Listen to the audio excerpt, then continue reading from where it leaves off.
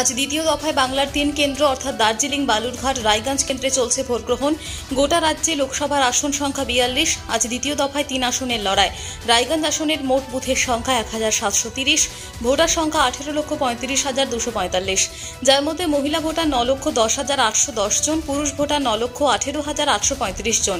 দ্বিতীয় দফায় সুষ্ঠু নির্বাচন করাতে 270 কোম্পানি বাহিনীর জওয়ানরা বিভিন্ন ভোট কেন্দ্রে মোতায়েন রয়েছে। প্রথম দফা থেকে শিক্ষা নিয়ে দ্বিতীয় দফায় কিউআরটির সংখ্যাও বাড়িয়েছে নির্বাচন কমিশন। 3 আসনের জন্য 270টি কিউআরটি মোতায়েন রয়েছে। এদিন সকাল সকাল মহিলা ভোটারদের ভিড় লক্ষ্য করা গেল রায়গঞ্জ ব্লক 2 রামপুরের হাই স্কুলের ভোট কেন্দ্রে। নিজের গণতান্ত্রিক অধিকার প্রয়োগ করতে উৎসবের মেজাজে দেখা গেল জনসাধারণকে। রায়গঞ্জ ব্লক 2 থেকে শ্যামলেশ তরফদারের রিপোর্ট, পশ্চিমবঙ্গ সংবাদ। প্রতিষ্ঠান আপনার, প্রচার আমাদের। বাংলা জনপ্রিয় নিউজ চ্যানেল পশ্চিমবঙ্গ সংবাদে বিজ্ঞাপন অথবা আপনার এলাকার খবর দিতে যোগাযোগ করুন 9382307487 এই নম্বরে।